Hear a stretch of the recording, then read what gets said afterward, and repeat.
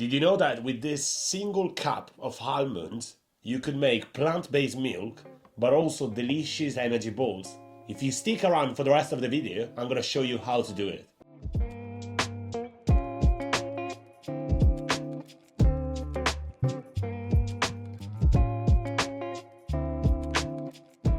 So this is our pantry. It's made entirely of recycled jars and mason jars. And I think it's super convenient, mostly because, first of all, you don't go to the supermarket and buy pre-packaged things that will end up wasting plastic and loads of boxes and whatever else. And also, everything is visible, so you don't end up overbuying products, but you just come here, see what's missing, go to the refill store and refill your jars. And the way we organized it, it's by adding sections of grains, pasta, flour, nuts and spices at the bottom. And what we will use today, as I said, it's almonds. For our first recipe, we will use 1 single cup of almonds, and all you need is just a blender and a few other ingredients. Add 4 cups of water and 1 cup of date paste for sweetness, even if, to be honest, I'm not really a fan of date paste, and you could always replace it with either agave or maple syrup.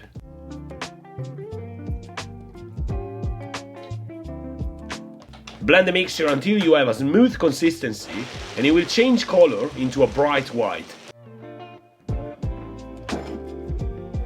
Set out a bowl and a cheesecloth to strain the debris, making sure to squeeze as much as you can, but don't worry if you leave a bit of liquid behind, as we will use it in the next recipe.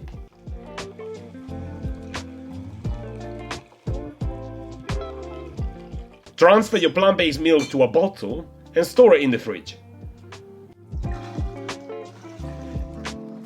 So here you have it, your plant-based milk, super easy, straightforward. The only thing that I would do at this point is to put a date on this bottle, just so whenever we keep it in the fridge, I know when it's good still to consume it, even if, to be honest, in 2 days this thing will be gone. For some people, it could be a bit of a deal break to have the milk splitting in two, especially for people like swapping from a normal diet to a plant-based diet. So what you could do, a super easy trick, you could add sunflower lecithin. So that helps to blend in the fat from the almonds with the water, and you won't have that split in your milk.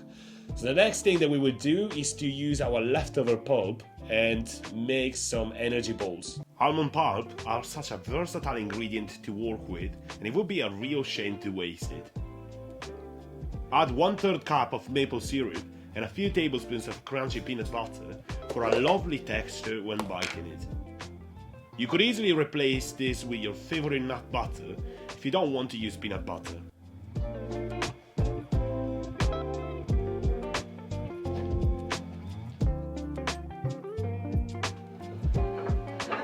I also added half a bar of dark chocolate, trying my best to cut it into small bits, but my knife was not really sharp.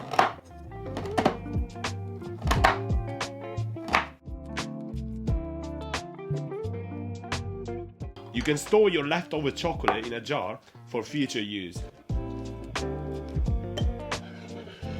Now add shredded coconut to them and use your hands to incorporate all the ingredients.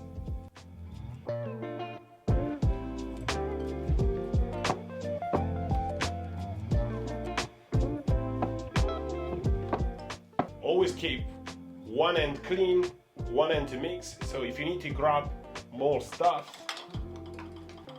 you can always do it with your dry hand. I made 2 different flavors using cocoa powder and shredded coconut. Simply roll your mixture in your hands into balls and make sure to coat every single side either with cocoa powder or coconut. You can use any flavor you like, but I highly suggest to use this combination of flavors.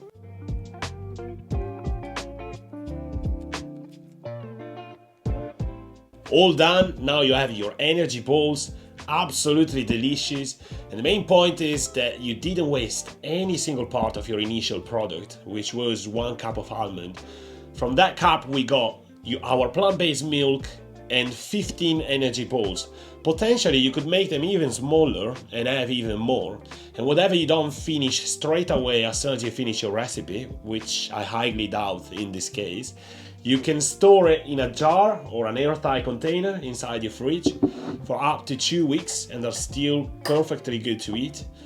And the whole point of doing this is not to be perfect, like zero waste, which is really hard to achieve, but just be good and apply these little tricks to your life to reduce your waste. And I hope to see you next week for a new recipe, and thank you so much for watching.